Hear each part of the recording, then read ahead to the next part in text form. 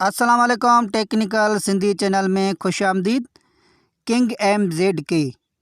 जी हाँ दोस्तों, इंतहाई अफ़सोस सां चवणो पए थो त असांजो प्यारो दोस्त ज़मान अहमद सुठी महिनत करे रहियो हुयो ऐं उन जो जेको यूट्यूब चैनल हुयो उहो हिन वक़्तु सस्पेंड थी चुको आहे।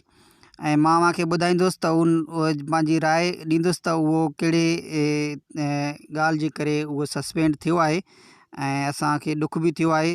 तमामु दोस्त सुठी महिनत करे रहियो आहे ऐं जेके दोस्त यूट्यूब ते फ्री VPN ॻोल्हींदा हुआ, सर्चिंग करे ऐं तरीक़ो मालूम कंदा हुआ त अॻु में ई असांजे भाउ किंग MZK जो चैनल ईंदो हुयो ऐं असां बि उन चैनल खे ॾिसी करे उन मां कुझु न कुझु सिखंदा हुआसीं।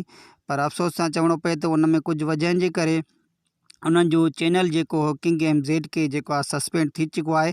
ऐं असांजे दोस्त हिकिड़ो ॿियो ई वरी नओं चैनल ठाहियो आहे इन ई नाले सां किंग MZK 20 पॉइंट जे हिसाब सां नालो आहे। मां तव्हांखे ॾेखारियां थो, हिन वक़्तु मूंखे मुकमल नालो यादि नथो अचे। ॿियो चैनल तव्हां जॾहिं बि सर्चिंग कंदव यूट्यूब ते त असांजो दोस्त जेको आहे त हाणे उहो चैनल त उन्हनि जो बंदि थी वियो आहे ऐं ॿियो हुननि चैनल खोलियो आहे, उहो हीउ ॾिसो जंहिंजो नालो आहे किंग MZK 2.0। त इहो दोस्त हाणे नओं चैनल खोलियो आहे। मां दोस्त खे इहो अगरि मुंहिंजो वीडियो ॾिसे पियो या ॿियनि जे पंहिंजे ॿुधंदड़ ॾिसंदड़ दोस्तनि खे ॿुधायां त उहो चैनल जेको असां फ्री VPN ॿुधाईंदा आहियूं जेके जे बारे में त इंटरनेट हलायो, इहो बि पॉलिसी जे ख़िलाफ़ु आहे ऐं जंहिंमें असां दोस्तनि खां मां माज़रत बि कंदुसि। आइंदा जे लाइ असां थोरा VPN जे फ्री VPN जेको आहे त उन्हनि ते घटि वीडियो ठाहींदासीं, छो जो असां लाइ मसइला थियनि था। जीअं असांजो हीउ दोस्त सभु वीडिया ठाहींदो हो जेके फ्री VPN जे हवाले सां हूंदा हुआ, पर अॼु उन्हनि जो चैनल सस्पेंड थी चुको आहे।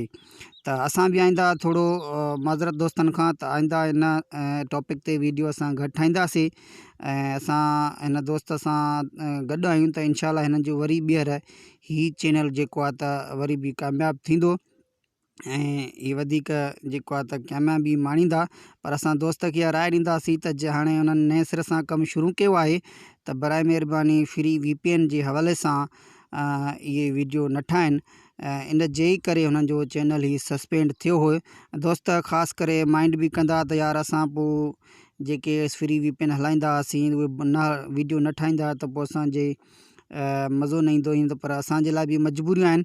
कॾहिं कॾहिं इनशाला तव्हांजे लाइ VPN रखंदासीं, पर अमूमन असां घटि वीडियो हाणे VPN ते हलाईंदासीं। इन जे लाइ तव्हां दोस्तनि खां माज़रत।